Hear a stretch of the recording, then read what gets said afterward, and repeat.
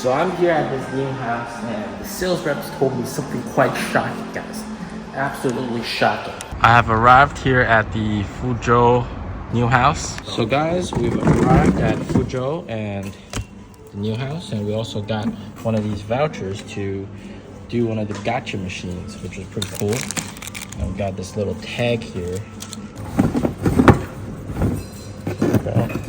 I don't know what I got. Let's open it up. So we got some chocolate. So here we got the joy camp. Very cool. My son's playing there with another kid. Over here you got the general car area. I think they have all vehicle models on display. Yep, EC7, ET7, EC6, ES6, ES8. Yeah, pretty much all vehicle models. General resting area. Very cool.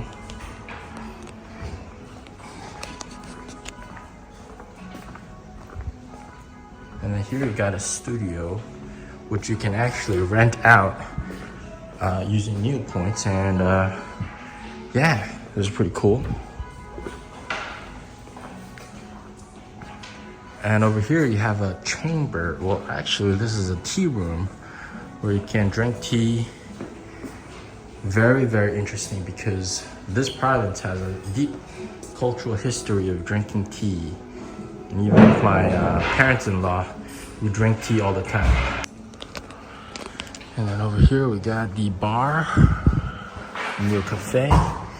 Here we got a display of some of the NIO phones, very cool.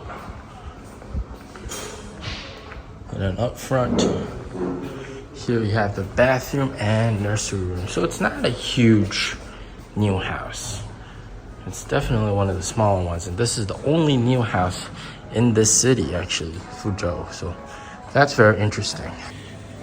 So this is the city drink of Fujo, which is the cherry strawberry drink, a little bit sour and sweet. Very cool.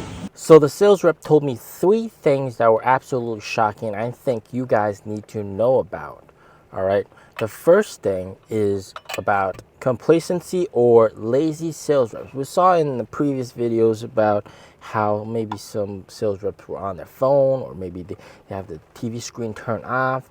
Well, you know, I've confirmed with top management that NIO does indeed provide all the tools that they have. For example, iPad, they have all the videos available, and even on the inside the NIOs, there's also you're able to showcase battery swap as well.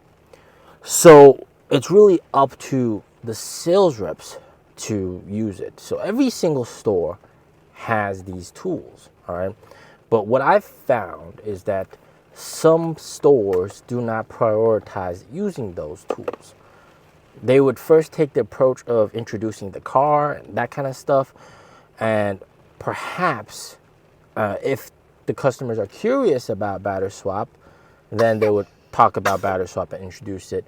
But if they don't talk about battery swap, the sales reps may not even bring it up.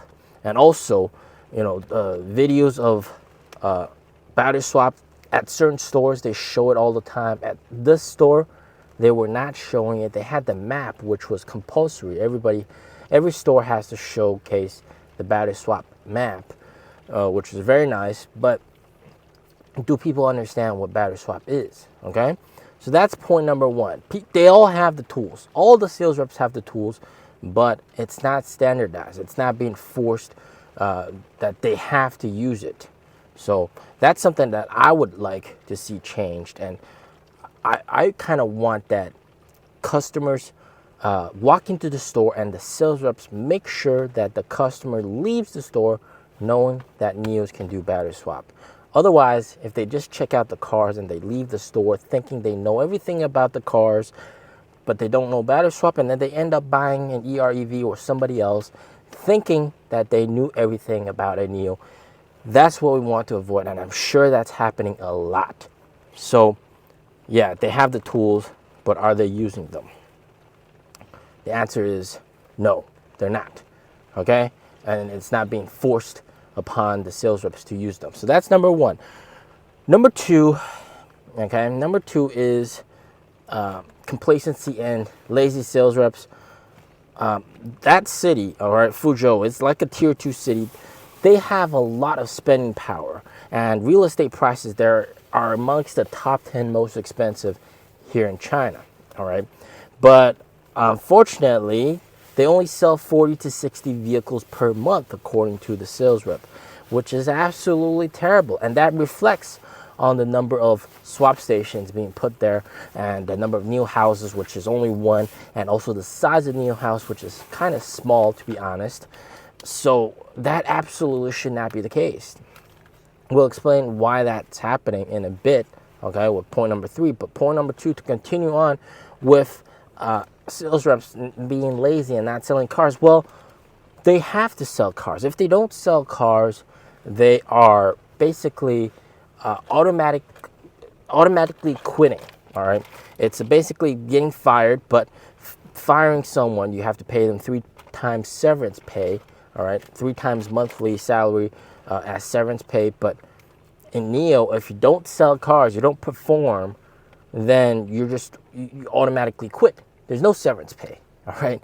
So there's a lot of pressure on the sales reps, and that's what the sales rep told me, that, you know, it's not just about salary. You know, if we don't sell cars, we're let go, basically. And so there's definitely a lot of pressure on them, all right? There's pressure on them, and if they're lazy, then, and they're not selling cars, well, they're asking to get fired, basically. So kudos to them. And what I've also learned, very shocking, is that even though it's very strict policy, you don't sell cars, you get booted, NIO's constantly hiring sales reps, constantly. Even if you sell well, and then maybe for the past 3 months you haven't really sold that well, or haven't sold any cars, you get booted. You might get booted, all right? So this is just the very, I guess, brutal situation, the brutal reality of it all right? And then point number 3 is, of course, the ideology. So this is a kind of like a stereotype ideology thing. It's a big problem, and I also realize this problem. I've known this problem for a while, but, you know, spending Chinese New Year with my wife's family and them all basically asking, why the hell would you buy an electric car? That's so expensive. Are you out of your mind? Is there something wrong with your brain? Do you need to get checked? Yeah, exactly.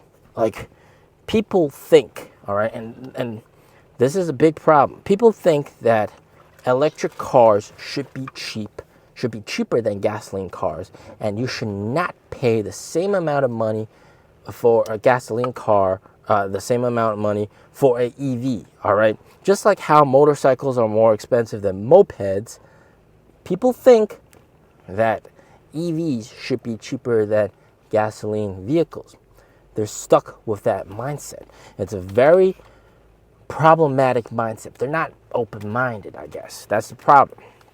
And this statement is also made famous by another content creator here in China, which everybody hates, called 老谭说车. And he basically coined this term, like, you know, mopeds are cheaper than motorcycle. EVs should be cheaper than gasoline vehicles.